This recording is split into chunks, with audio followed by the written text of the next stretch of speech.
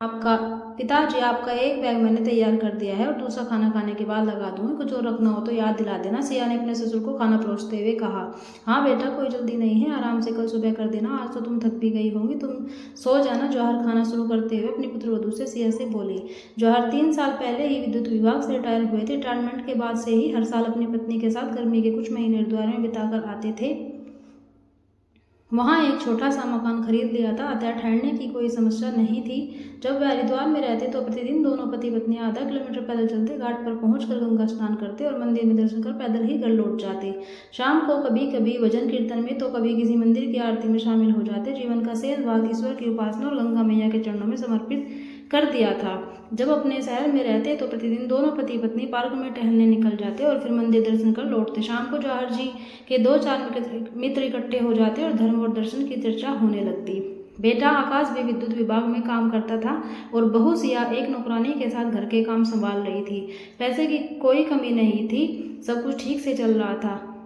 अगले दिन सुबह 10 बजे जौहर जी को हरिद्वार निकलना था, इसलिए वह खाना खाने के बाद जल्दी ही सोने चले गए। पत्नी भी अपना छोटा मोटा जरूरी सामान इकट्ठा कर दूसरे बैग में जमाने लगी। सिया सिया बेटा देखो, मेरा नया वाला चश्मा नहीं मिल रहा, सास ने सिया को आवाज़ दी।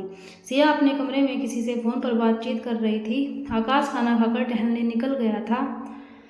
2-3 बार आवाज़ लगाने के बाद सिया की सास के कमरे में गई और उसका गला भरा हुआ था। फ़ोन सिया के पीहर में रहने वाली पड़ोसी लड़की का था।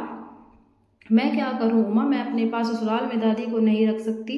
सिया फोन पर उमा से अपनी परेशानी साझा कर रही थी। मेरे सास ससुर को पता नहीं कैसा लगेगा, उधर दादी की दयनीय दशा सुनकर मेरा दिल रोने लगता है। मैं क्या करूं, कुछ भी समझ में नहीं आता। सिया की आंखों से आंसू झर रहे थे। सिया की माँ सिया के बचपन में ही गुजर गई थी। अब घर में केवल सिया की दादी और पिता ही थे। सिया और सिया से बड़े 2 भाई अनुज और कमल के पालन पोषण की जिम्मेदारी दादी पर आ पड़ी। अपनी धार्मिक विचारधारा पर चलने वाली दादी का रुझान अब बिना माँ के बच्चों की ओर बढ़ गया।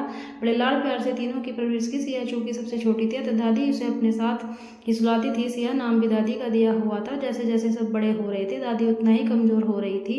अनुज और कमल की शादी हो गई। अब सिया के लिए वर की तलाश शुरू कर दी।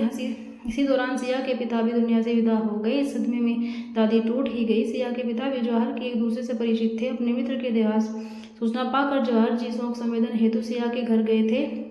बेटे का मित्र भी बेटे जैसा ही होता है। अतः सिया की दादी ने जौहर से सिया के लिए कोई अच्छा सा परिवार ढूंढने के लिए कहा। अम्मा जौहर जी सिया की दादी से बोले, मैं सिया को अपनी बेटी बनाकर घर में लाऊं तो मेरा बेटा आकाश भी विद्युत विभाग में काम करता है, अच्छा वेतन और पक्की नौकरी है। सिया मेरे घर में आएगी तो हमारे घर में रौनक आ जाएगी। दादी कुछ नहीं बोली, बस चुपचाप जौहर जी के चेहरे को पढ़ती रही। कोई जल्दी नहीं है, बहू और बच्चों से सलाह मशवरा लेकर बता देना, मैं इंतजार करूंगा। किससे सलाह लेनी और किससे मशवरा करना, उदास मन से दादी ने कहा। ऐसा लगता है कि दोनों बहुएं तो आफत टालने के लिए तैयार बैठी रहती हैं। पता नहीं क्या क्या लिखा है मेरे मुकद्दर में। पहले छोटी सी उम्र में ही पति अकेले छोड़ गए, फिर बहू चली गई और अब बेटा भी धोखा दे गया। मेरे तो प्राण सूख रहे हैं। इसकी चिंता में फिर भी पूछना तो पड़ेगा ही। हाँ अम्मा ठीक है, मैं फिर जल्दी ही आऊँगा। जौहर वापस आने पर घर आ गए। कुछ ही दिनों बाद सिया आकाश की पत्नी बनकर जौहर जी के घर आ गई, मगर अपनी सारी जिंदगी औलाद की परवरिश में खपा देने वाली दादी के हालात बस से बदतर हो गए। अनुज और कमल अब कभी दादी के पास तक नहीं जाते। दोनों की पत्नियां भी सीधे मुंह बात नहीं करती। 80 साल की उम्र में शरीर क्षीण होकर ढांचा मात्र रह गया था, फिर भी दादी अपने दैनिक क्रियाएं और पूजा पाठ छठी के सहारे पूरा कर लेती। दादी की चारपाई घर के बाहर बरामदे में पहुंचा दी गई थी, जहाँ पंखा गर्मी के दिनों में हवा कम लपटे ज़्यादा फेंकता था। सुबह शाम देर सवेर कोई बहू खाना दे जाती, बस फिर कोई उनके हालचाल जाने पर नहीं आता। अपमान और उपेक्षा की शिकार दादी ने अपने मन की बात कभी किसी से नहीं बताई। सिया की एक बार दादी को लेकर खूब बहस हुई थी कि अपनी भाभीियों से, हाँ हमें तो जैसे परवाह ही नहीं है, अब तुम आई हो हितैषी बनकर। पिछले 2 साल से तुम ही तो खिलाने आ रही थी, वरना हम तो भूखा ही मार रहे थे। दोनों भाभियाँ सिया पर चढ़ बैठी। हम भी खूब समझते हैं तुम्हारी खोखली हमदर्दी को, तुम्हारी नजरें दादी की जमीन और बैंक खाते पर है, सीधे सीधे क्यों नहीं बता देती?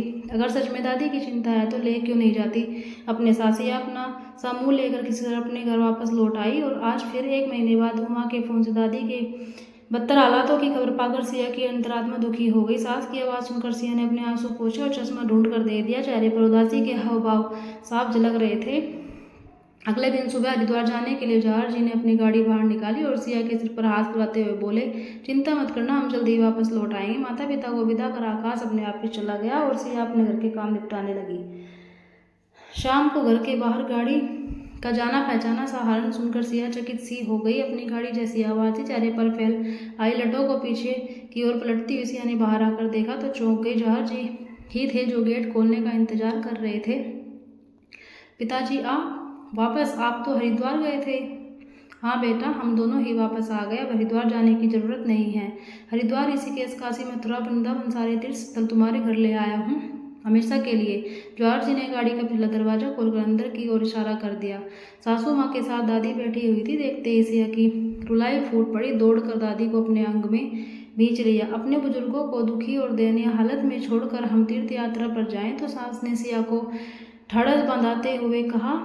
तो कैसी तीर्थ यात्रा और कैसा पुण्य धर्म और कैसा गंगा स्नान। अब हमारा घर ही हमारा तीर्थ स्थल है सिया। जौहर जी ने गाड़ी से बैग उतारते हुए कहा। और इस तीर्थ स्थल को पवित्र बनाए रखना तो तुम्हारी जिम्मेदारी है। खुशी के अतिरेक में सिया के मुख से शब्द गायब हो गए। देवी देवता मंदिर में नहीं, घरों में ही रहते होंगे, दादी ने अपनी टूटी फूटी आवाज में सिया से कहा।